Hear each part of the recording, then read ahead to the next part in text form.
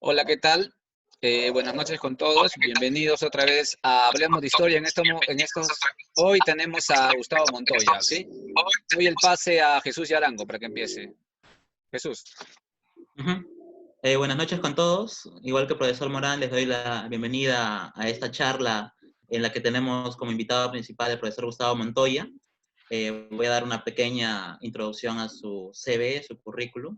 Es historiador en San Marcos, ha sido funcionario en la misma universidad, jefe del archivo histórico y jefe de la Oficina General de Relaciones Públicas. Igualmente ha sido asesor de publicaciones e investigaciones en el Archivo Central. Es investigador en el seminario, o ha sido investigador en el Seminario de Historia Rural Andina con Pablo Macera. Tiene una importante cantidad de publicaciones, entre las que encontramos La Independencia del Perú y el Fantasma de la Revolución, publicado en 2002 por el IEP y el IFEA. También La Tradición Republicana en Huánuco del 2018. La última, que ha sido La Independencia Controlada, Guerra, Gobierno y Revolución en los Andes, y también uno que todavía no está por publicar, pero esperamos pronto que se publique, que sería Tarma 1920, Primer Gobierno Patriota. Ya habiéndolo presentado, empezaremos con la entrevista. Profesor, quisiéramos que usted nos pudiera hablar un poco sobre cómo surgió su vocación por la historia para poder investigar, ¿no? Ya, creo que como a la mayoría de mis amigos, los colegas, muy temprano en la infancia en realidad. Eh, Tal vez deba contar un aspecto, un detalle biográfico. Pues cuando era niño en realidad, cuando era niño, 7 años, 8 años.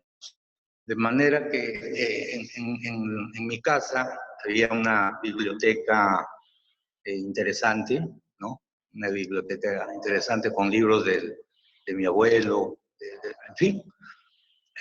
Y recuerdo muy bien que la biblioteca fue como una especie de refugio. Y de manera que la lectura me acompañó muy temprano. Literatura, historia, ¿no? Sí, creo que es el primer acercamiento con la historia. Y luego hay profesores que en definitiva te marcan, ¿no? Te marcan. He tenido la suerte de tener profesores que, a pesar de haber estudiado en un colegio nacional y en una época difícil, entusiasmaron por el pasado, así, para decirlo de manera muy general. Sí. Bueno, profesor, ya nos comentó más o menos que existieron algunos profesores. No sé si nos pudiera detallar un poco más sobre los profesores que influyeron en su formación académica en San Marcos. Bueno, en San Marcos yo he sido un alumno irregular porque interrumpí mis estudios en 2 oportunidades. Puedo mencionar a Manuel Burga, a Carlos Lazo, a Valdemar Espinosa, a los profesores que todos hemos tenido. Muchos de ellos todavía siguen enseñando. Pero justamente por este alejamiento, por razones, por otras opciones que asumí, que tomé en esa época, yo tuve la suerte de tener un vínculo, digamos, con historiadores que ya estaban retirados. Uno de ellos es Carlos Araníbar.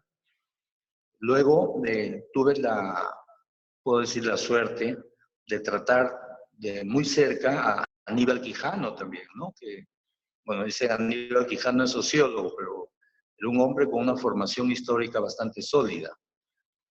Y luego puedo mencionar, bien ha sido el profesor Macera, ya no está con nosotros, no fue profesor nuestro, pero temprano también tuve la oportunidad de acercarme a él, ¿no? Y luego participar del seminario, Sí. Bueno, profesor, también más o menos sabemos o tenemos conocimiento de que usted participó en la edición de las obras completas de Alberto Flores Galindo. ¿Podría decirnos si es que existiera algún artículo o pequeña publicación de Flores Galindo que no se haya publicado en esa compilación? Y también nos podría detallar cómo fue esa experiencia, cómo le sirvió en su formación, por decirlo de alguna forma. Flores Galindo, Tito, necesitaba un asistente de investigación. Esto ha sido el año 89, más o menos. Y le pidió a su amigo, Manuel Burga, que le sugiera o que le recomiende un alumno, un estudiante. Esa fue la manera en que me acerqué a Tito Flores. Trabajamos alrededor de 4 meses, ¿no? 4 meses. Luego, como sabemos, él enfermó. Para mí esos 4 meses fueron decisivos. Y vuelvo a decir, es una suerte haberlo conocido en esa altura, ¿no? Porque él sabía que de alguna manera no iba a sobrevivir antes de su segunda crisis, digamos, ¿no? Entonces, el apuro, la tensión, la ansiedad, la necesidad de terminar investigaciones pendientes. Entonces, pude observar no solo el oficio y digamos, la sabiduría, ¿no?, de un historiador brillante. Lo reconocen aún sus adversarios, o lo reconocían aún sus adversarios. Y una época terrible, además, ¿no? Estamos hablando de los años 80. Plena violencia, terrorismo, guerra civil, como se quiera nombrar. Sí, entonces la experiencia en la biblioteca y en la Casa de Estudios por el Socialismo, creo que me marcó profundamente. Luego, cuando él fallece, Cecilia Rivera, su esposa, me llamó, me convocó para realizar reunir el conjunto de sus ensayos, artículos que estaban desperdigados en una serie de publicaciones peruanas y extranjeras. Este trabajo demandó, no me acuerdo exactamente el tiempo. Entonces, no solo había que identificar los textos, buscarlos físicamente, había que hacer un catálogo, había que ordenarlos, y obviamente a esa edad yo leía todo lo que encontraba. De manera que, producto de esa experiencia, luego se editaron, se publicaron las obras completas, ¿no?, a cargo de Sur, justamente. La influencia de Flores Galindo fue, yo creo que a nadie que haya leído a Tito Flores queda inmune, ¿no? Es un pensamiento bastante potente. He escrito algunos artículos, ensayos sobre su obra. Sí, tuve la suerte de tener esa experiencia límite, ¿no? Límite. Un humano extraordinario, te puedo decir. Bueno, profesor, ya enfocándonos un poco en su especialidad, en lo que usted ha trabajado por bastante tiempo, que es la independencia en el Perú, sabemos que existen diversas interpretaciones en lo largo de la historiografía, como la independencia concebida por coerción. Sin embargo, usted plantea en varios de sus trabajos la independencia controlada. ¿Podría detallarnos en qué consiste su planteamiento? Ya. Bueno, lo primero es, son etiquetas que no dicen mucho en realidad. Y yo dudé mucho en ponerle este título, porque en realidad no dice mucho. Más bien lo que me parece es que en el Perú lo que se produjo fue independencia concebida, controlada, a empujones, a regañadientes, todas las variedades, ¿no? Todas las variedades. El primer libro que publiqué, ya hace bastante tiempo, trataba sobre Lima, el protectorado, Monteagudo, los sectores plebeyos urbanos, las milicias cívicas, ¿no? Y el conflicto que se abre con sectores de la élite en un contexto de guerra, ¿no?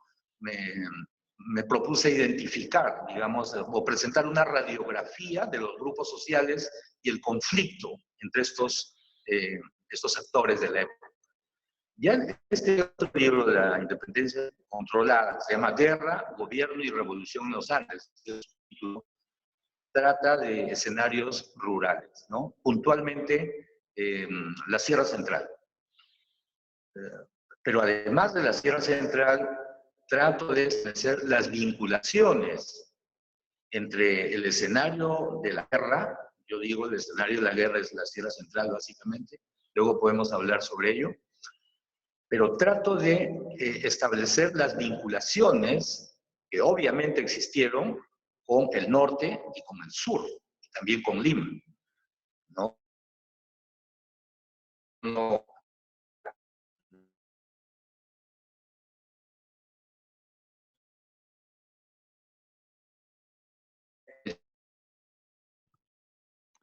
Gustavo, tu señal está un poquito, me parece que acaso lo estoy viendo, disculpen a todos, está un poco baja, por eso que a veces no se te escucha muy bien.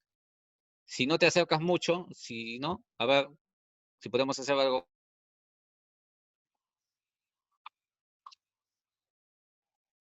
Yo escucho muy bien te escucho muy bien aquí. A ver, sí, sí, sí, pero cuando estás hablando se te escucha un poco, si te alejas un poquito normal, así como estabas, no, si te alejas un poquito y ahí comienza, ahí sí, A ver, ahí. sí, sí, ahí a ver si continuamos, porque se había congelado un poco el audio. Gracias, continuamos. Bueno, el segundo libro, Guerra, Gobierno y Revolución en los Andes. El primer capítulo trata sobre la conducta de los sectores plebeyos. Cómo se involucran, cómo intervienen en la guerra, ¿no? En la guerra. Yo quiero poner énfasis en el concepto de guerra, ¿no? Y el enorme significado que tiene, ¿no? En el primer capítulo trato de rastrear, ¿no? Rastrear su participación en eventos anteriores, Y aquí hay un tema muy importante que no se ha prestado atención, me parece, que es el recuerdo que existía en toda esta región de Juan Santos Atahualpa. Es lo que actualmente estoy investigando. A través de la memoria, ¿no? El recuerdo de esta rebelión o resistencia, hay un debate para caracterizar a Juan Santos Atahualpa, se activa. Si a eso se agrega, por ejemplo, las secuelas o el recuerdo que se tenía de Tupac Amaru, y a ello tú agregas la reciente conmoción en Huánuco, que fue muy fuerte, que fue terrible por el despliegue de violencia de la población indígena, justamente. Y a eso le agregas la llegada de tropas del Cusco, hasta Huamanga. Entonces, es un escenario, sobre todo, en el aspecto de las percepciones, las mentalidades, la subjetividad de todos los grupos sociales, por supuesto, incorporan todo este recuerdo, todo este entramado de un espíritu de disidencia, ¿no? De rebeldía. Es lo que me ha interesado en primer término, tratar de identificar esa memoria y cómo en función de esa memoria se involucran, ya con la presencia de la expedición libertadora y el curso de la guerra que continúa, ¿no? Continúa, son prácticamente casi 5 años, casi 5 años. Es un mundo bastante complejo, complejísimo, donde, y ese es el tema, en realidad, identificar a grupos sociales concretos, específicos, que manifiestan su cultura a través de acciones, ¿no? Cómo se involucran, por ejemplo, a la expedición de Arenales, cómo se involucran con el protectorado, cómo se involucran con la Junta Gubernativa, cómo se involucran con Ribagüero, con Bolívar, ¿no? Hay que hilar fino para conocer a estos sectores, ¿no? El bajo clero, por ejemplo, estos alcaldes indígenas de los ayuntamientos institucionales, estos veteranos que habían participado de las milicias coloniales, la élite, por ejemplo, la élite regional, hay mineros, hay asentados, hay comerciantes, o sea, no conocemos en detalle este universo social. Y obviamente para identificarlos hay que hacer un trabajo paciente, incluso elaborar biografías de guerrilleros, ¿no? Cómo van ubicándose en diferentes posiciones con respecto al gobierno en Lima, al gobierno regional en el Cusco y a la presencia de tropas que vienen de todo el continente. O sea, ese libro que editó Carmen McEvoy, el Nudo del Imperio, realmente es el Nudo del Imperio, porque en este territorio, el nervio de la guerra, confluyen militares literalmente de todo el continente.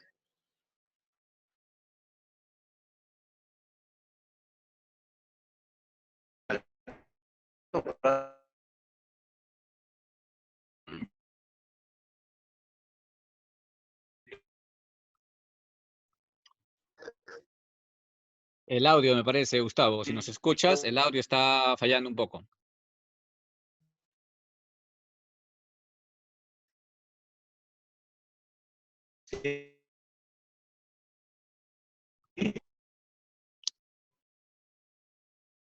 Gustavo, si nos escuchas, el audio está fallando un poco. Si el celular lo mueves para otro lado, para otra ubicación, sería bueno. Si nos escuchas, ¿ya? Un favor.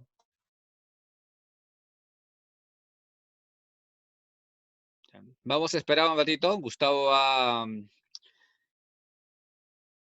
tenido algún inconveniente, ¿ya? Parece que ha salido y va a volver a entrar, seguramente. ¿Ya? Vamos a esperar un ratito que ingrese otra vez Gustavo Montoya. Vamos a compartir por el momento. A ver, un momento. Vamos a esperar que ingrese, sí. Voy a compartir toda la fotografía acá. Sí, estamos compartiendo ahí. Vamos a esperar un ratito ya que Gustavo se conecte otra vez. Es la conectividad que, ¿no? A veces pasa, ¿ya? Más bien, Jesús, a ver, mientras Gustavo se conecta, un poco, bueno, voy a contar un poco de Gustavo Montoya, ¿ya? Para algunos que no lo conocen, pero casi todos los conocemos. Gustavo se ha especializado en estos últimos tiempos en realizar investigaciones sobre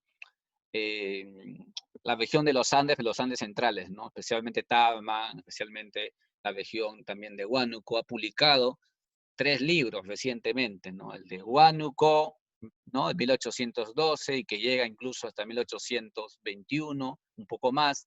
También ha publicado el libro que venía señalando hace un momento él, y aquí lo voy a mostrar. Este libro es el último libro que ha publicado él. Bueno, aquí no se puede ver muy bien. Es La Independencia Controlada, ¿sí? Guerra, Revolución Guerra, Gobierno y Evolución en los Andes. El libro que nos estaba comentando hace un momento, ¿no? Ha tenido mucha experiencia él, ha publicado varios libros importantes. A ver, vamos a ver si se está conectando. Vamos a esperar un momento, ¿ya? A ver. Ya, creo que ya está otra vez. Gustavo, tu micrófono. Ahora sí, el micrófono, Gustavo. A ver, reiniciar audio.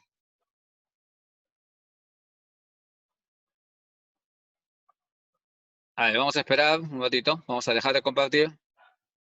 Y ya lo tenemos a Gustavo acá. Si nos escucha, Gustavo, tu micrófono. Nada más falta, ¿ya?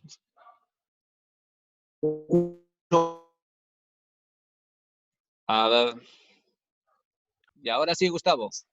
Puedes seguir hablando.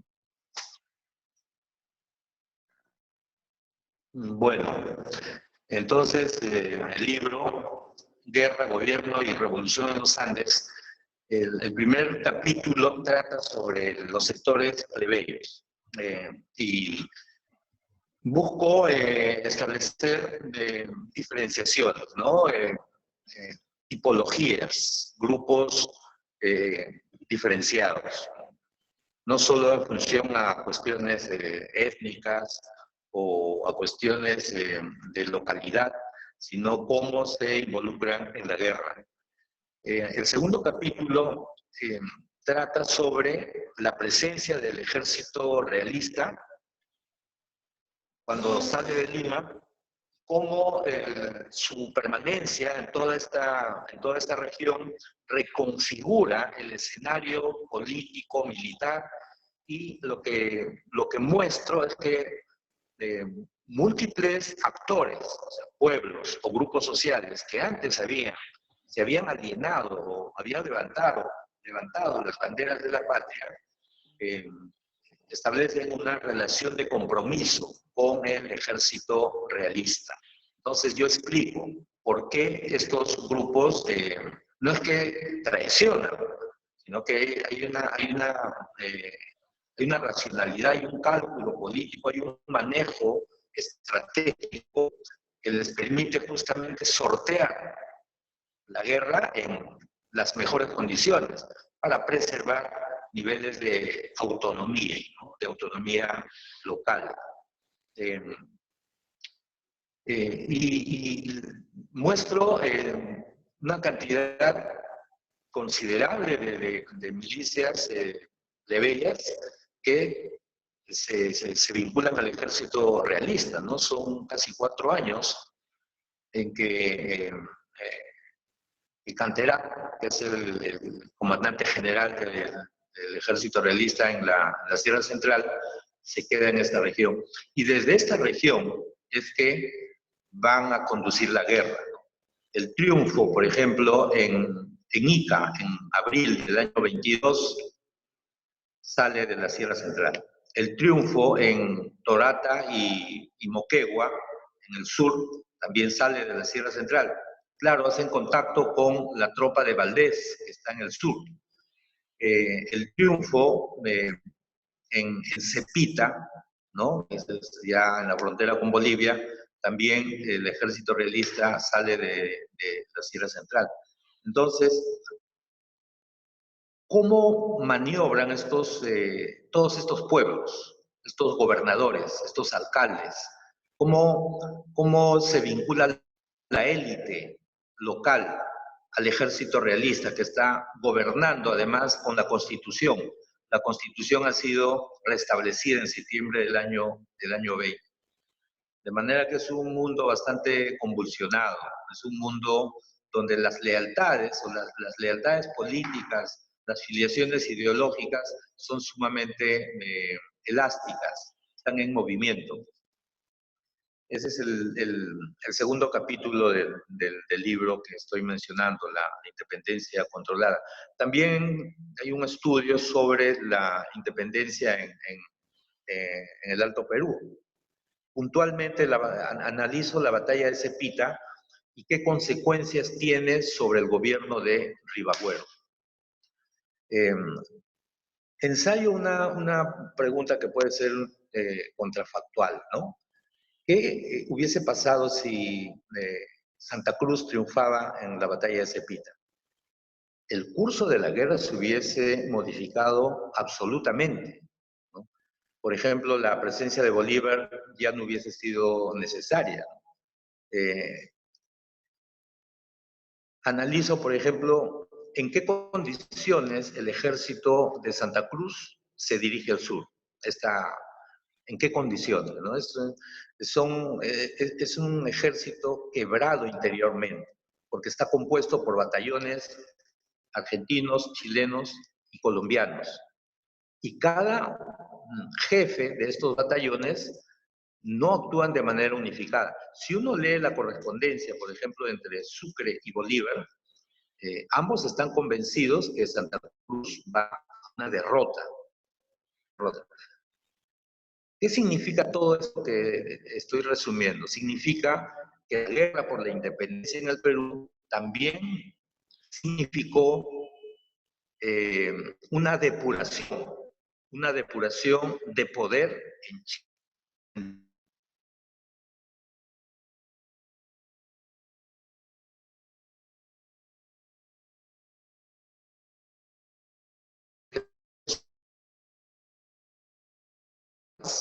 Al Perú. Entonces, hay que considerar ese aspecto, ¿no?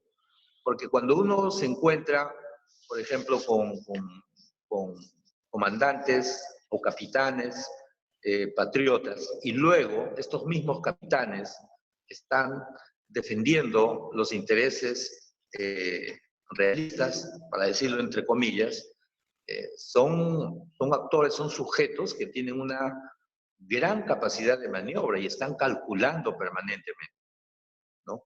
Hay un capítulo también dedicado puntualmente a Ribagüero y el significado del proyecto ribagüerino en los Andes, sobre todo, en los Andes.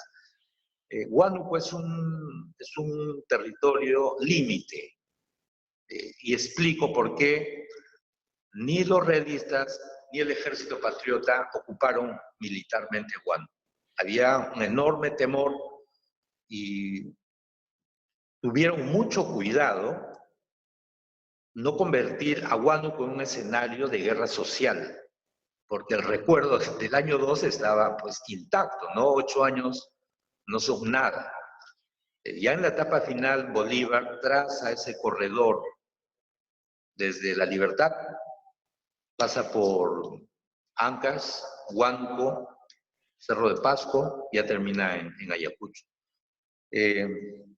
Sí, más o menos por ahí va la...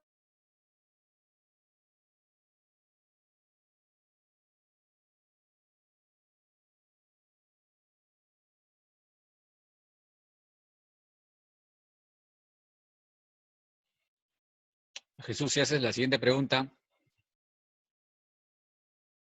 Las investigaciones locales sobre la rebelión de Huánuco, porque hay muchas investigaciones, pero sobre las investigaciones locales específicamente, ¿podría hablarnos un poco más? Sí, es otra cuestión que para mí es importante, tratar de conocer los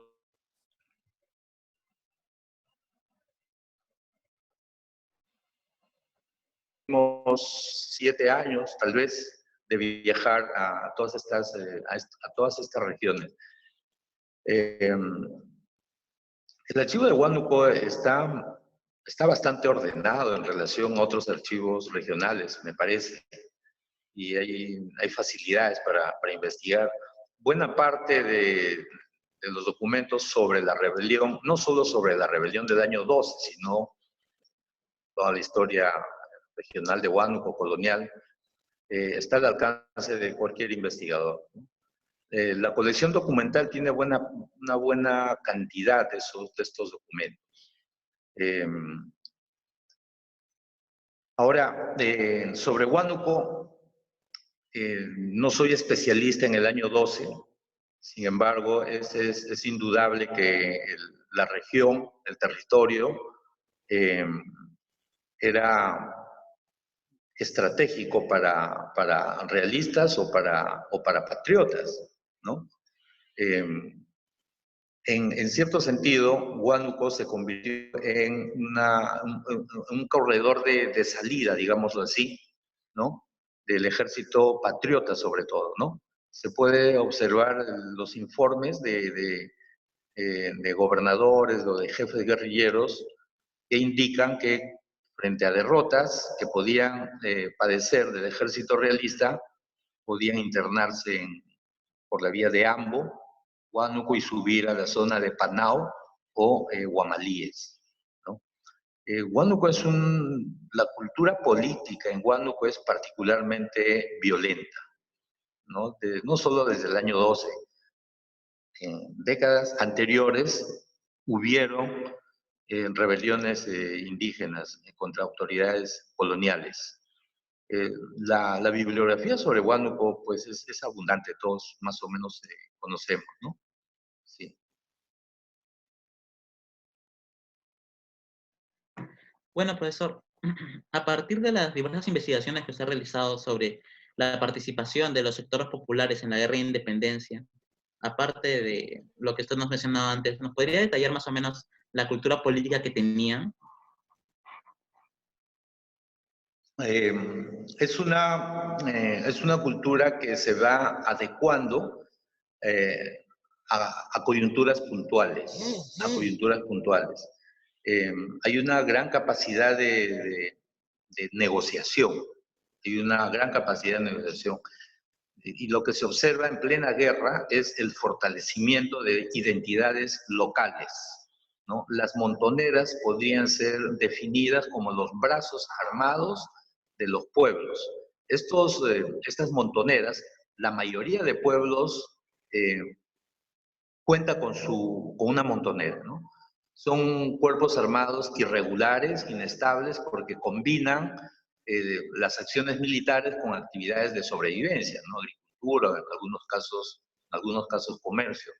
Los líderes, ya he mencionado, muchos de ellos han sido veteranos, han formado parte de las milicias coloniales, tienen una experiencia militar previa. Lo otro que trato de dejar en claro es que son seres humanos que están pensando no solo la guerra en sus territorios, sino que tienen nociones y noticias de lo que acontece no solo en Lima, en Cusco, sino en el continente. Hay un compacto ideológico que les permite tomar decisiones que busca, sobre todo, preservar cómo sortear el conflicto en mejores condiciones, ¿no? Mucho antes que el ejército libertador llegue a esta región, ya existía un ambiente, como he mencionado, de disidencia, ¿no? De un ambiente de rebeldía que se activa y se pone en movimiento.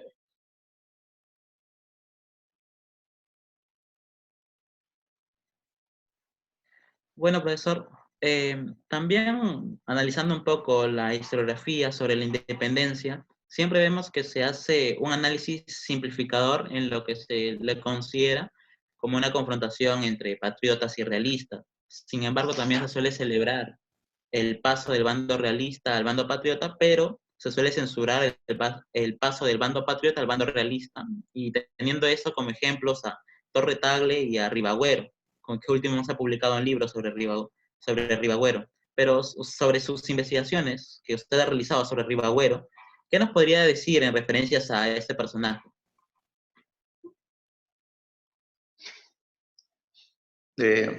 No voy a resumir la biografía de Ribagüero, ¿no? Como creo que casi todos la conocemos. Más bien, tratar de explicar el final de podríamos decir, su derrota, la derrota del proyecto ribagorino. Me parece que existió un proyecto ribagorino que se va gestando muy temprano, pero voy a empezar por el final. Yo creo que, y es lo que trato de explicar, tanto Bolívar como la Serna, el comando patriota encarnado en Bolívar y la Serna, vieron en Ribagüero un peligro para el proyecto, ahora sí, de independencia controlada que tenía, en primer lugar, Bolívar, y luego ya la perspectiva de la Serna era totalmente, ya estaba, digamos, en declive, ¿no? En declive. Entonces, yo creo que la figura de Ribagüero se presenta como una amenaza, como un peligro, y ahora hay que mencionar lo que ya dije hace un momento, no solo para la Serna y Bolívar, sino para el resto de gobiernos independientes que ya se están consolidando, Chile, por ejemplo, ¿no? O Buenos Aires. Entonces, si uno trata de ver el proceso militar y político en el Perú, vinculándolo al continente, no hay que olvidar que la emancipación es continental, pero justamente porque es continental, genera procesos internos en regiones que luego van a ser, bueno, las repúblicas independientes, los países, ¿no? Es esa tensión, ese vínculo entre lo regional, lo local y lo continental, lo que me parece que falta para poder explicar la conducta de los actores militares, los actores políticos o los grupos sociales. Rápidamente, cuando Ribagüero, y él estuvo realmente poco en el poder, menos de 6 meses, 7 meses, cuando uno observa los documentos en los Andes, de todo este corredor andino que he mencionado, la adhesión de las guerrillas, de los comandantes guerrilleros al régimen de Ribagüero es fulminante, ¿no? Y uno puede observar que se va estructurando un discurso, ¿no? No voy a decir un discurso nacionalista, pero es un discurso que tiene un contenido de arraigo territorial peruano, porque ya son 3 años de guerra práctica desde la llegada de San Martín. Entonces, Vidal, Ninavilca, Guzmán, Carreño, todos estos, Cayetano Quirós, en fin, son muchos. Estos comandantes de guerrilla ya tienen una experiencia, tienen una cultura política. Yo, por ejemplo, en un libro que va a salir pronto, tú lo has mencionado, reconstruyo cómo así en Tarma se organiza el primer gobierno patriota. Para que eso se haya producido, para que exista un proyecto de independencia con un nivel de autonomía regional, entonces los actores tenían esa capacidad de gestionar, de establecer una agencia. Ribagüero estuvo en Tarma, justamente. Antes de ser Pezuela, decreta que Ribagüero debe salir del Perú. No había una nave para retirarlo, entonces lo confinan en Tarma. Cuando Arenales llega a esta ciudad a proclamar la independencia y establecer este primer gobierno patriota, Ribagüero está bien. Entonces Ribagüero, alrededor de su figura, confluían, de un lado, sectores plebeyos, ¿no? También confluía un sector de la élite, ¿no? Entonces, me parece que era el personaje que, y de hecho, logró ir acumulando, ¿no? Acumulando fuerzas políticas, sociales, militares, y había que detenerlo. Y lo detuvieron, lo detuvieron. La orden a Gutiérrez de la Fuente era que maten a Ribagüero. Creo que Ribagüero terminó atrapado en circunstancias, lo que he mencionado, continentales. Quedó atrapado en las contradicciones que existieron al interior de la élite económica, la élite social en Lima y en las regiones. Ribagüero quedó atrapado por el hecho de que la independencia del Perú fue el final de un proceso continental. Manejar, administrar la confluencia de todo ese fenómeno fue muy difícil, ¿no? También hay que pensar el enorme temor que existía de los ideólogos republicanos, por ejemplo, a la población indígena, campesina, ¿no? El recuerdo de Túpac Amaru, el fracaso de la revolución en el Cusco, todos esos elementos tienen que ser considerados para explicar la conducta, no solo de Ribagüero, sino de todos los grupos sociales.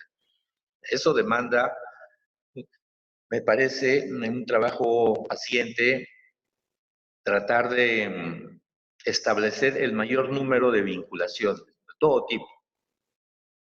Ribagüero es eso, Ribagüero reúne todo, alrededor de su gobierno confluyen todo ese tipo de contradicciones y desafíos también. Bueno, profesor, para finalizar esta entrevista y que luego puedan preguntar los que están asistentes, ¿podría decir cuáles serían las investigaciones pendientes que se realizar o que se podría realizar en el bicentenario, a puertas del bicentenario? El bicentenario. O sea, las investigaciones que podríamos realizar ahora que están cerca del bicentenario, que faltarían realizar, ¿qué nos podría consultar?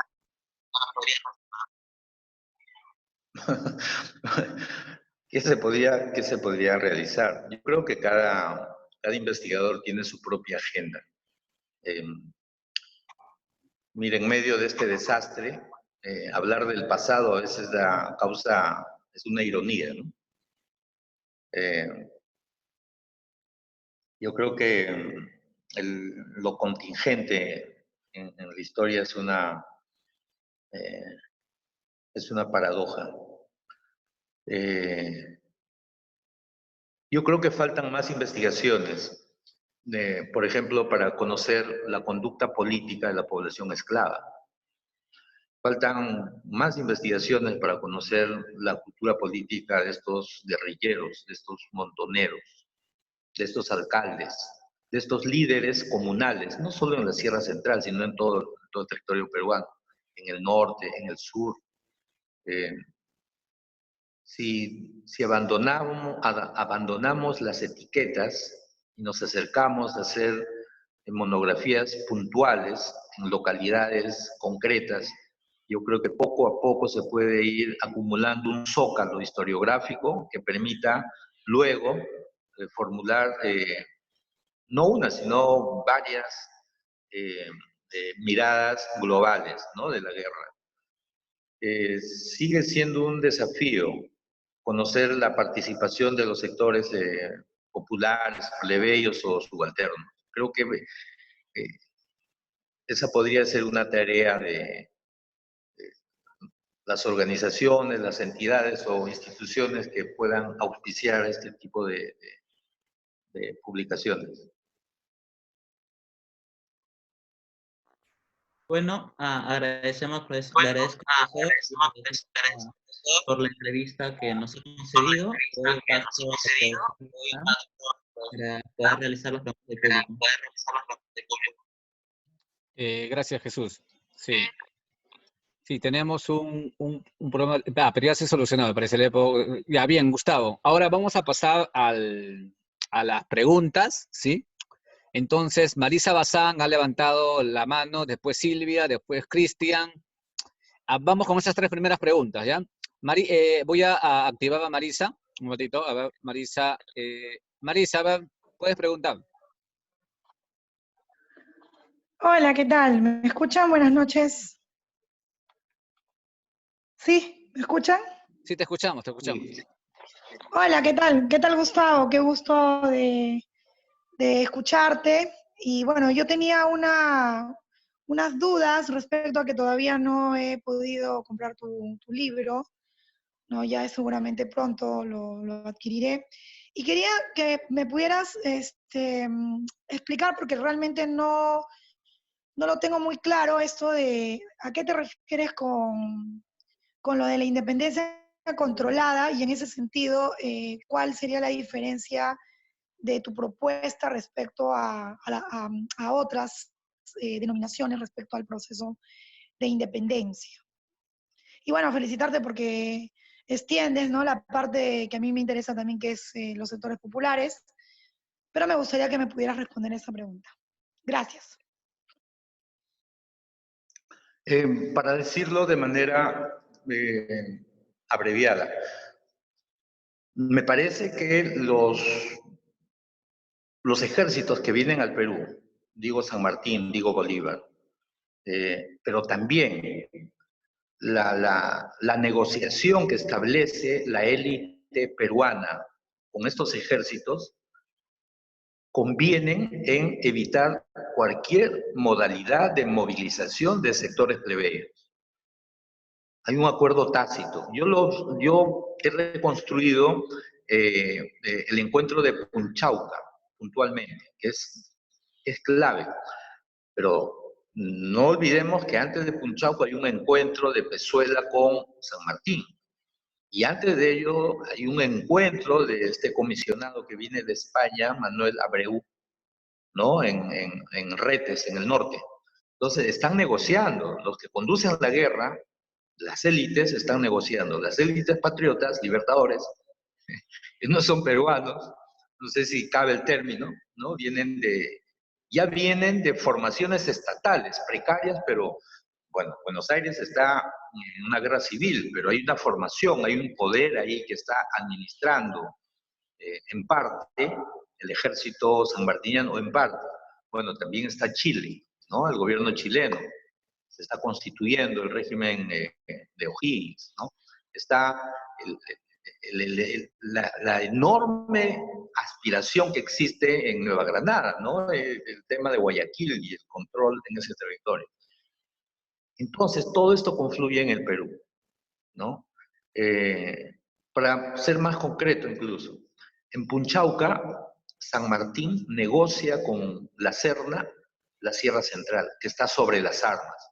En Tarma hay un gobierno patriota, hay soberanía, hay delegación de funciones, hay tropas, hay milicias que reciben salario, que ya tienen experiencia de combate, ¿no?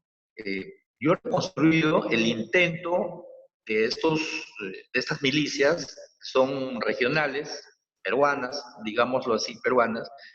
Ellos lo que buscan es, hay dos imágenes, invadir Lima o liberar Lima, ¿no? Bueno, eso se detiene, pues no hay una discusión muy fuerte ¿no? Arenales realiza 2 campañas en la Sierra Central. Entonces, en Punchauca, San Martín negocia con la Serna la Sierra Central a cambio de Lima. Ahora, esto es un tema enorme porque, bueno, San Martín ya es un militar y es un político que viene desengañado sobre la república, ¿no? La anarquía, el fantasma de la anarquía, la disolución del cuerpo social, la fragmentación territorial, los conflictos políticos entre élites que no se ponen de acuerdo y que están disputándose el poder en Buenos Aires, en Chile. Entonces, todo ese mundo confluye acá. Abrir un frente de guerra social en el virreinato peruano, pues, hubiese sido solo imaginarlo, ¿no? Imaginarlo. No existiría el Perú tal como lo conocemos, tal vez. Entonces, digo independencia controlada al intento de las élites militares extranjeras que llegan acá, pero también a la enorme capacidad de negociación que tiene la élite peruana, limeña, que se queda, que acepta la independencia como un hecho consumado. No olvidemos que esta élite, que el virreinato peruano, Lima, ha sido un observatorio privilegiado de todo el movimiento militar, político, ideológico continental. Es lo que también trato de explicar. La élite limeña, sobre todo, tuvo una enorme capacidad de maniobra, de negociación, ¿no? De negociación. Entonces, evitar guerra social, evitar convulsiones, parece haber sido la consigna. Por eso digo independencia controlada, ¿no? Desmovilizar cualquier posibilidad de desbordes sociales, ¿no? Violencia, la población esclava. Cuando llega a San Martín son miles y miles de esclavos que huyen de sus haciendas y se incorporan al ejército libertador, tanto así que San Martín luego tiene que publicar un decreto pidiéndoles que regresen con sus amos, porque ya no son necesarios. Y de Bolívar ni decirlo, ¿no? No es el desprecio de Bolívar por los indios, eso es lo que antropólogo, historiador francés Fabre acuñó esa frase. No, es el temor al desborde social. Nuevamente volvemos al tema de Huánuco, que tú conoces muy bien. Los niveles de violencia que se desplegaron en Huánuco el año 12 fueron espantosos, ¿no?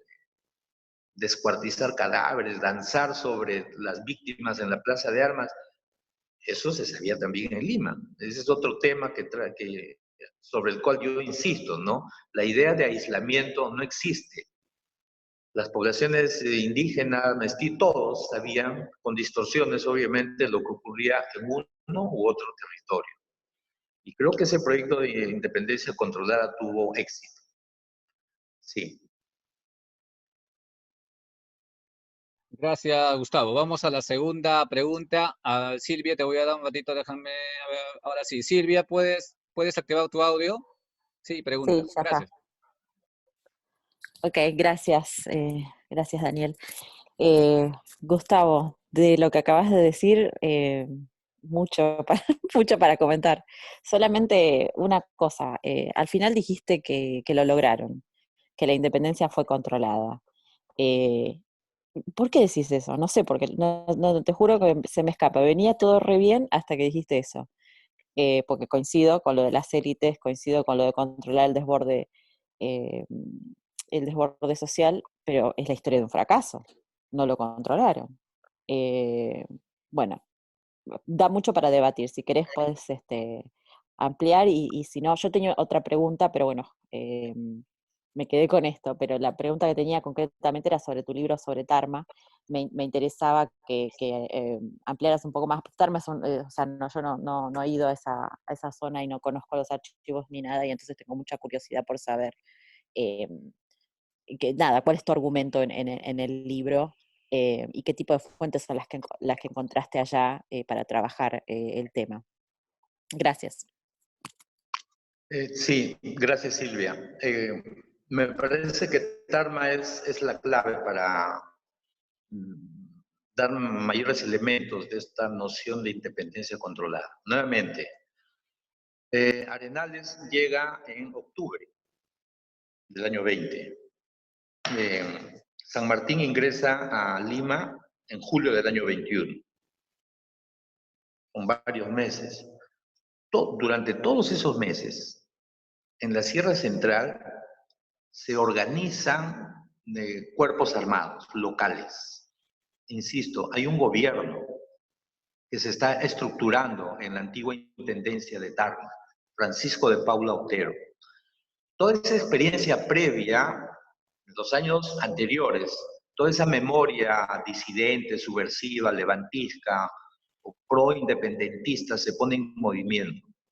Son 7, 8 meses, ¿no? El ejército realista ha sido derrotado. Es una gran batalla, la de diciembre del año 20. Entonces, esta efervescencia social, militar, causa, no voy a decir espanto o miedo, pero preocupa al Ejército Libertador. No basta sino leer la correspondencia entre San Martín, Arenales y otros jefes, o la correspondencia de San Martín con el Senado chileno, con Diego Centeno, ¿no? En fin, para entender el gran problema que todos ellos tienen es cómo administrar una violencia social que va emergiendo de todos lados. Cómo controlar justamente eso, ¿no? Entonces, yo por eso digo que el gran objetivo era, nuevamente insisto, y tú conoces mejor que yo seguramente, ¿no? Lo que fue la trayectoria de la independencia en las Provincias Unidas, una guerra pero terrible, ¿no? Anarquía, una guerra civil. Pero si en Chile no solo era el peligro de qué hacer con 3.000 o 4.000 hombres armados en un estado que recién se ha constituido. No. Chile también es cómo domesticar a estas milicias, a estas montoneras, a estos guerrilleros que habían estado luchando anteriormente contra el proyecto de O'Higgins que finalmente se impuso. Estoy hablando de los hermanos Carrera, de Germán Rodríguez, que todavía está en movimiento. O sea, lo que estoy diciendo es que las élites libertadoras traen un proyecto de esto de élite. Pero bueno, abajo, en los sectores, no digo que los sectores populares todos están unidos y tienen un gran proyecto, no. Pero justamente la guerra permite que aflore todo este entramado colonial. Acá lo que tenemos que hacer es manejar una teoría del sistema de dominio colonial.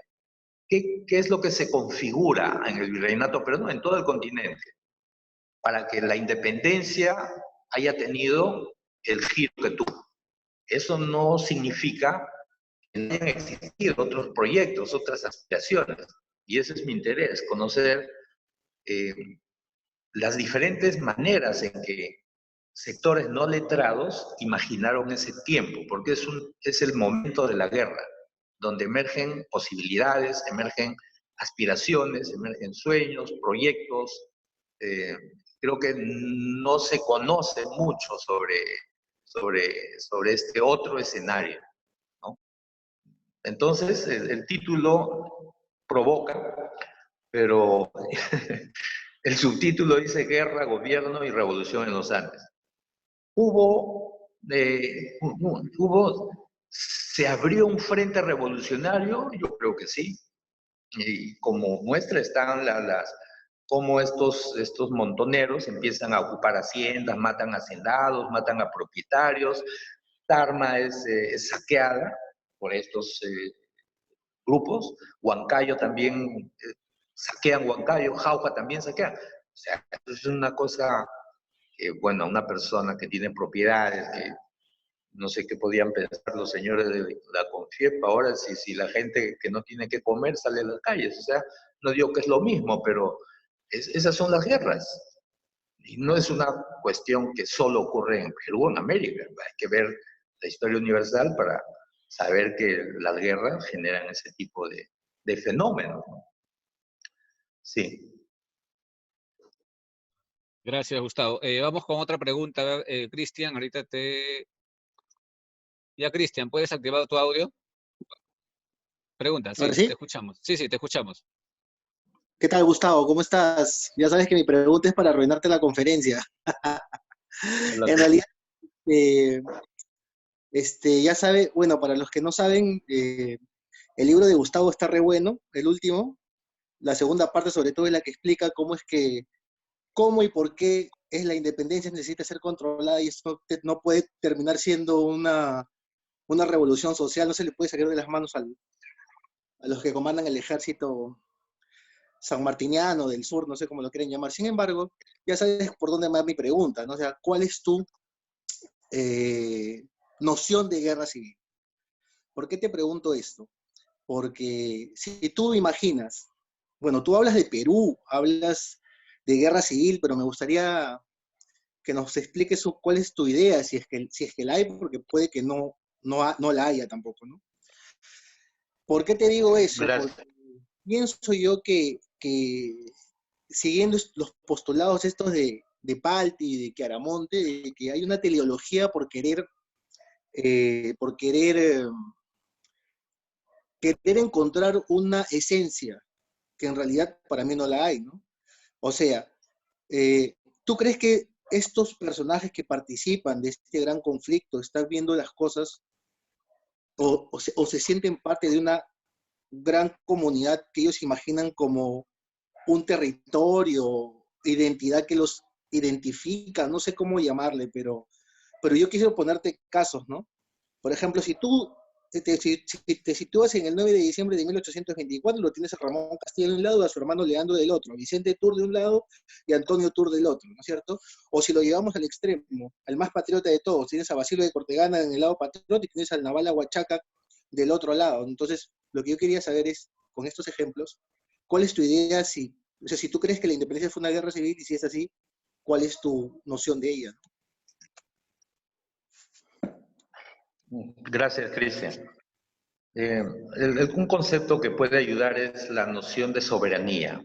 Cuando ayer Silvia habló sobre la cuestión de la soberanía, soberanías fragmentadas, soberanías de redistribución de la soberanía, justamente porque el núcleo del poder, que es la soberanía imperial, se resquebraja. Y nuevamente volvemos que en el virreinato peruano, como observatorio, se está cavilando, se está pensando, se está analizando, la gente razona, calcula, ¿no? Por dónde, cómo va un movimiento continental. Entonces, si cae una soberanía y no se sabe lo que va a ocurrir, justamente las identidades locales, por efecto de la guerra, se fortalecen. Es un movimiento convergente, autoconvergente, digámoslo así, ¿no? Y luego tenemos en cuenta que estos militares que vienen de otros territorios vienen con una identidad más o menos consolidada. Porque, ¿por qué los comandantes guerrilleros, los alcaldes o cualquier persona que sabe leer y escribir envía cartas y dicen los colombianos, dicen los porteños, dicen los chilenos? O sea, hay un otro. A veces dicen americanos, dicen patriotas o dicen godos, ¿no? En fin, pero hay eso, ¿no? Porteños. Después aparece por ahí argentinos. Son otros. Lo que yo digo es que la noción, incluso si aplicamos esto para las cuestiones de la élite, mire, el caso de Torre Tagle, todos dicen un traidor. No, bueno, o sea, es un hombre que está pensando desde sus intereses también, ¿no? Atrapado en un huracán de conflictos y de intereses, ¿no? O sea, la caída del protectorado, la caída de Monteagudo es porque, bueno, porque son peruanos, ¿no? Que dicen, bueno, señores, gracias, ya dejaron la independencia, pero déjenos organizarnos a nosotros, ¿no? Ese movimiento que lidera Ribagüero entre el 25 de julio hasta el 30 de julio y que termina con la expulsión de Monteagudo, bueno, ¿es contra quién? Es contra la presencia de políticos y militares que han venido de otro lugar. Ahora, el concepto de guerra civil, ya en el escenario de la guerra, que es la Sierra Central, es lo que yo digo, ¿no? Ayacucho y Junín no son, bueno, eso dice mucho, ¿no? Yo digo, la noción de guerra civil aplica cuando cuerpos armados en Jauja, Huancayo, Tarma, se enfrentan. Levantan banderas en favor del ejército realista o de la patria como una coartada para defender otros asuntos. Territorio, límites, agua, conflicto, administración de recursos, etcétera, etcétera. Por eso cuando dicen la independencia del Perú fue una guerra civil, eso no dice mucho. Yo creo que si se aplica a escenarios puntuales, clarifica, ¿no? Clarifica el fenómeno, porque finalmente es que conocemos poco realmente lo que ha ocurrido en toda esta región. No tenemos casos. El trabajo de Gustavo Vergara es extraordinario, el de Rivera Martínez también es extraordinario, pero son trabajos que obedecían a otra época, habían otras inquietudes metodológicas, otro horizonte historiográfico, etc. Pero lo que hizo, por ejemplo, Eric Van Jung en México, ¿no? La otra rebelión. Tú tienes ahí una multitud de grupos sociales con intereses heterogéneos que se van estructurando en el camino, en medio del conflicto, ¿no? Por eso el trabajo del historiador francés Thibaut para Nueva Granada es extraordinario, porque él pone como principio metodológico la guerra. Eso también lo hace Rabinovich, ¿no es cierto? Eso nos falta para entender la guerra en el Perú. La guerra como el principio activo que va modificando las identidades políticas, va reconfigurando las filiaciones ideológicas. Sí, es lo que me parece que falta y es lo que estoy haciendo. Gracias. Gracias, Gustavo. Vamos a dar con la siguiente pregunta. Vamos a dar el pase a David, un ratito a David, a ver, y después a Luis Rosado, y ahí con eso terminaríamos. A ver, un ratito. David, puedes preguntar. Hola, ¿me escuchas? Sí, te escuchamos bien, David. Bien, gracias. Sobre su tesis central de la independencia controlada, al parecer que en Huamanga, en Ayacucho, no funciona, porque nos muestra como grupos indígenas levantados, armados, total, a pesar que en Huamanga en 1814 se dio un levantamiento, Huamanga participó con la de Cusco, no hay grandes grupos levantados. Entonces creo que más funciona, creo que para la zona que investiga y quizá para Lima. Esto es muy evidente, ¿no? En la batalla final en Ayacucho, por ejemplo, hay más indígenas en el bando realista y no en el bando patriota. Mi pregunta va sobre cuáles eran precisamente las razones que motivan a que una mayoría, población indígena, se levante a favor, por ejemplo, de los patriotas. Porque en todo este ciclo estoy viviendo las presentaciones, al parecer que no han tocado el tema clave, ¿no? ¿Por qué los indígenas se levantan? Gracias. Gracias por la pregunta. Sí, de Huamanga, el año 14, la expedición que llega del Cusco, hay una derrota ahí. Este historiador joven, brillante, Ige, lo ha explicado bien, ¿no? Incluso él retrocede a las secuelas de Tupac Amaru. Pero, ¿qué posibilidades tienen los sectores marginados, plebeyos, de maniobrar cuando un ejército profesional, ¿no? Como es el ejército realista, con Canterac, Ricafort, se posesiona en este caso de la región de Huamanga? Lo que yo he encontrado es que muchos guerreros de Huamanga llegan a la Sierra Central y se incorporan a unos patriotas. Eso es lo que he encontrado. Eso se puede observar en la correspondencia, ¿no? ¿Por qué vienen a la zona central, al Valle del Mantaro, sobre todo a las partes altas y a los alrededores de Lima?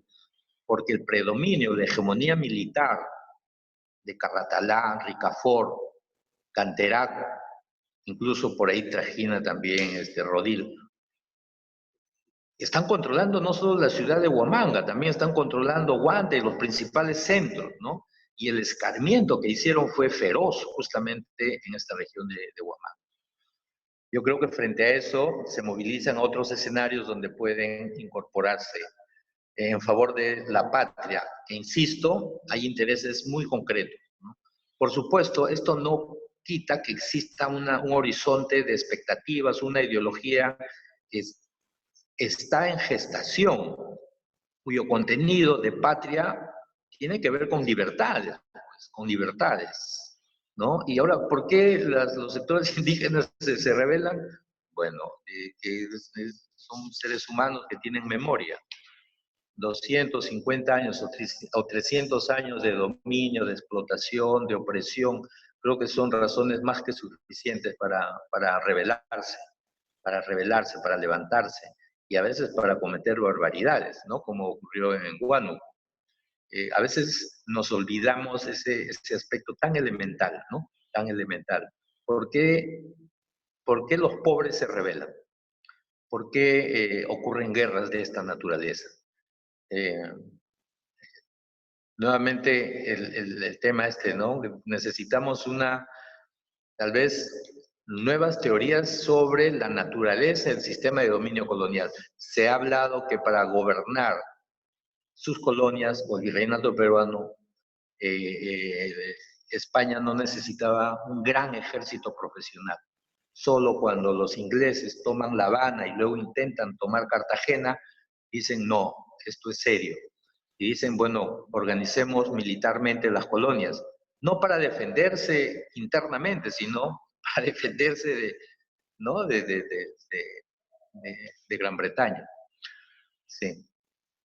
Gracias. Ya, Gustavo, gracias. A ver, vamos a continuar.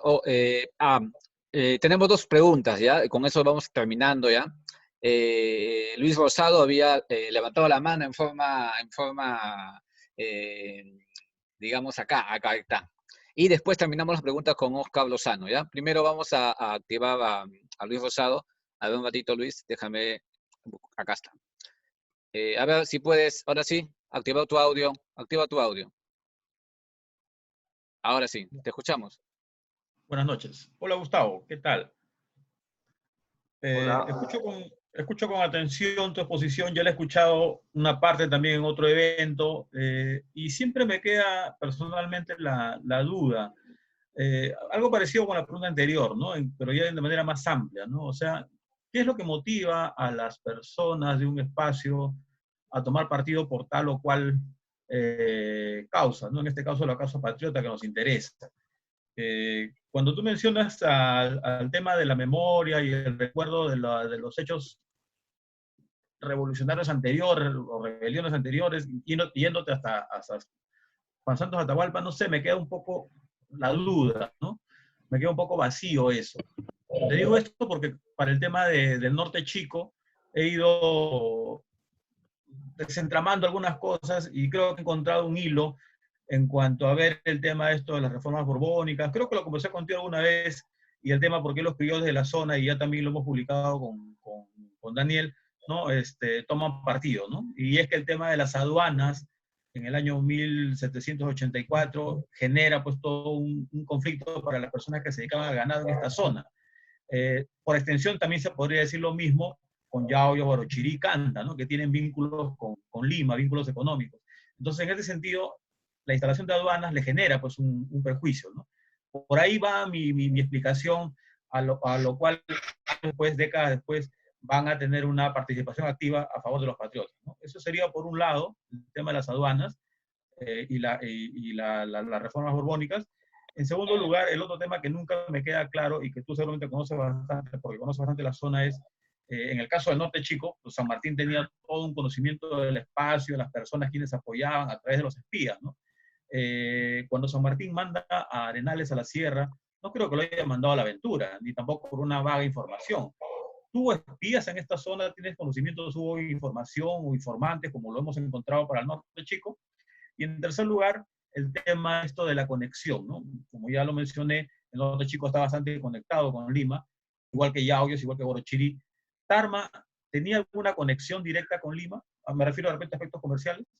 Son esas tres preguntas que en realidad engloban algo general, ¿no? Gracias. Mira, es una pregunta que da para un libro en realidad. Pero justamente lo que al comienzo había dicho, ¿no? Como no tenemos estudios de caso profundos de escenarios concretos, las generalizaciones son peligrosas. Lo que ocurre en la Sierra Central, la teoría que uno pueda obtener de lo que acontece en la Sierra Central no se puede aplicar a Norte Chico y el Alto Perú. Es lo primero, ¿no? Lo segundo, ¿por qué se rebelan y luego su conducta? Pero incluso tú o Silvia misma en su tesis de maestría ha demostrado cómo personajes en Barranca, Supe, no me equivoco, en Huacho, ¿no? Juegan primero en favor de uno u otro poder. Ya no hablemos tanto de lo patriota o lo realista, sino de estructuras de poder. Y esto tiene que ver con lo que tú has mencionado, las aduanas. En el fondo hay un cálculo práctico para aprovechar una coyuntura de convulsión. Eso de manera general se puede aplicar a diferentes escenarios. Hay un cálculo práctico porque son personas, son grupos que calculan, están calculando permanentemente. O sea, la gente piensa, compara, recuerda, negocia, avanza o retrocede, lo que más le conviene, ¿no? Ahora, la disolución de identidades que empieza con mayor fuerza a partir del año 8 y cómo se propala en todo el continente, es un elemento fundamental para, digamos, se disgregan todo tipo de certezas. La incertidumbre se instala. Frente a la incertidumbre, frente a la ambigüedad, es lo que estamos viendo actualmente, ¿no? ¿Qué va a ocurrir? ¿Qué va a ocurrir con esta epidemia en tanto del planeta? Una guerra, ¿cuál va a ser el desenlace? Yo creo que si volvemos a considerar esas cuestiones que son elementales, la gente busca cómo sobrevivir. podemos explicar su conducta, estas aparentes oscilaciones en su lealtad, ¿no? Luego mencionaste la segunda campaña de Arenales, que sale justamente de ahí, ¿no? Del norte chico. Ese es el gran tema, ese es el gran tema, el cálculo y la estrategia que está manejando San Martín, ¿no? Y cómo administrar lo que ya ha capitalizado, ¿no? Hasta antes del ingreso a Lima, de San Martín, el Ejército Libertador, ha obtenido triunfos políticos. El solo hecho del golpe de la Serna a Pezuela ya es una fragmentación en el corazón del poder virreinal, o sea, arriba, ¿no? Hay una división ahí, ¿no? El pase de Numancia, que es por ahí también, el triunfo en Cerro de Pasco, o sea, son victorias más políticas que van fortaleciendo San Martín. Por eso me parece que esta primera etapa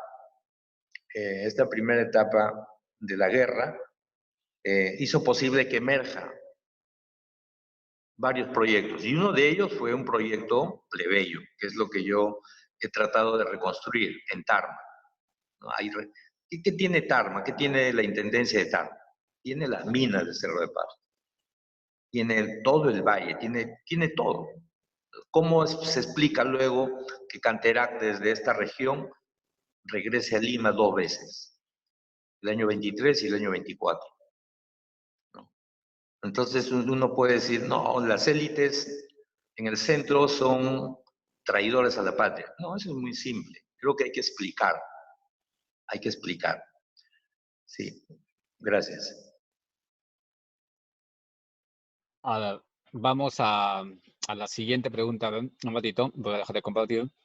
Ahora sí, a Oscar, un ratito, Oscar. A ver, Oscar, si puedes ya hacer la pregunta. ¿Puedes activar tu audio?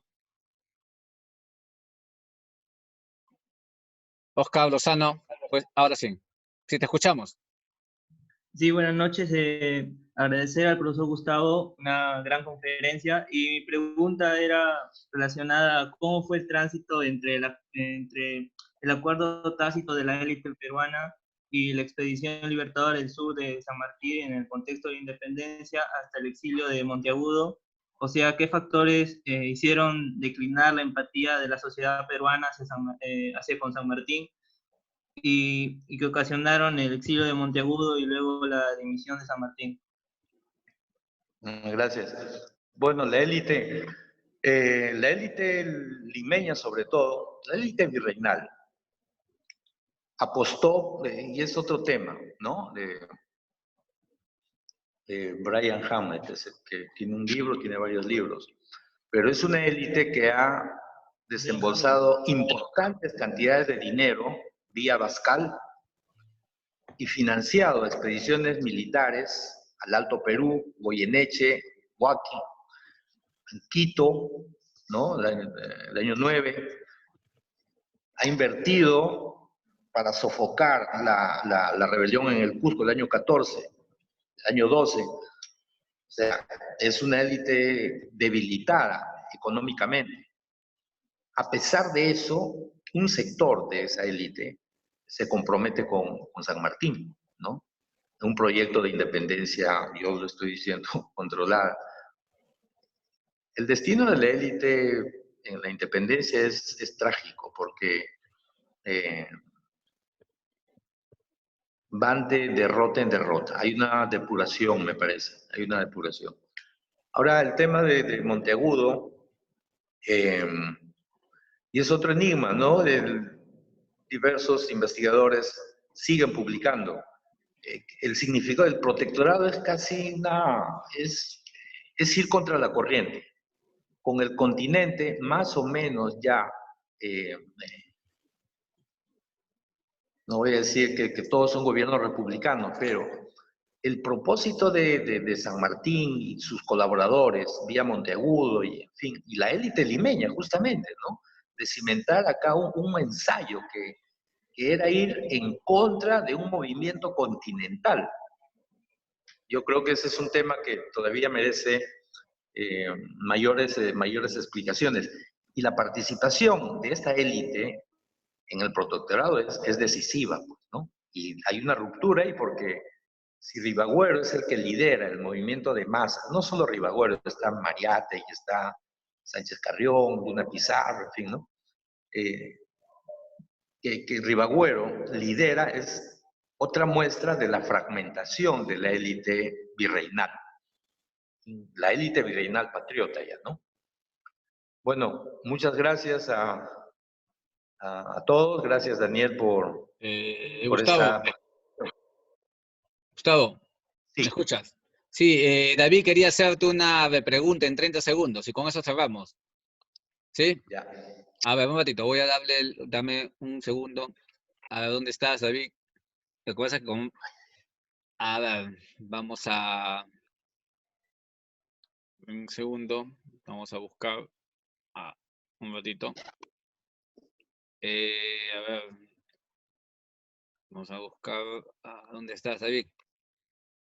Acá está, ahora sí, vamos a iniciar el audio. Sí, David, puedes preguntar. Este sería contigo cerraríamos, ¿ya? Y ahí Gustavo contesta. Puedes activar tu audio. Gracias, gracias. He preguntado sobre las motivaciones de fondo, ¿no? De por qué los indígenas se levantan y decir pues que por un recuerdo o los pueblos luchan por la libertad. Me parece que es una respuesta muy simplista, ¿no? Para el caso de Huamanga, por ejemplo, he detectado bien esto, he profundizado. Por ejemplo, los indígenas en Huamanga no pagaban impuestos mayores, ni siquiera iban a las mitas mineras durante todo el siglo XVI, XVII, hasta años después de la rebelión Tupac Amaru. ¿Qué hacen los Borbones? Cuando los Borbones llegan, en la última etapa ya del siglo XIX, 18, mejor dicho, 18, lo quitan todos sus privilegios. Van a empezar a pagar impuestos.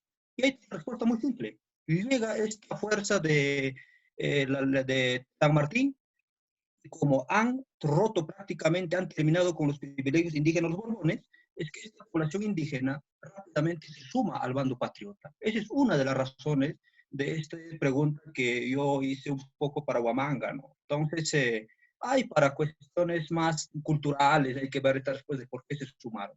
Nada más, gracias. Bueno, gracias por la pregunta. Lo indígena en general me parece que también es una abstracción, ¿no? Hay indígenas propietarios, no propietarios, hay indígenas de comunidad, hay indígenas forasteros, es todo un mundo también por explorar. El caso de los iquichanos, por ejemplo, nuevamente volvemos a esta cuestión de la memoria justamente cobija mecanismos de toma de decisiones, ¿no? Toma de decisiones en coyunturas particularmente convulsionadas. Yo creo que estos seres humanos buscan hacer uso de todos sus recursos para preservar sus vidas, ¿no? No soy especialista en el periodo colonial en la región de Huamanga, pero me parece que es muy importante seguir conociendo, por ejemplo, esta discusión, ¿no? Entre los iquichanos, entre comillas, realistas, y los morochucos, ¿no? También entre comillas, patriotas. Creo que si se profundiza más en su conducta, en situaciones sumamente concretas y puntuales, podemos tener un conocimiento más amplio, ¿no? Sí. Bueno, gracias.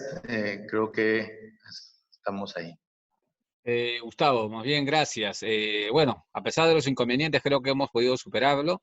Más bien te agradecemos. Y sí, también, para cerrar un poco, antes bueno, me parece que también todo concepto o toda calificación o significado que se le da es flexible, ¿no? O sea, no se puede aplicar en todos los espacios. Eso creo que ese debate ha estado también Heraclio para la guerra con Chile y el caso de Mayón, ¿no? si no me equivoco, y así, pues la independencia también, ¿no? Lo bueno que se le debate y ya se está cocinando, y aquí ya te hacemos la invitación, Gustavo, una mesa sobre sectores populares Perú, nada más. O sea, ahí creo que tenemos ¿no? Para poder debatir y dialogar, ¿no? En torno a ese punto. Más bien, gracias a todos ustedes por estar conectados, ¿no? Vamos a dar por un momento, vamos a compartir pantalla para terminar. Y, a ver, bien, te agradecemos, Gustavo, más bien, gracias por estar otra vez aquí con nosotros en Hablemos de Historia, y será hasta una próxima oportunidad. Gracias. Buenas noches. Buenas noches, hasta luego. Nos vemos.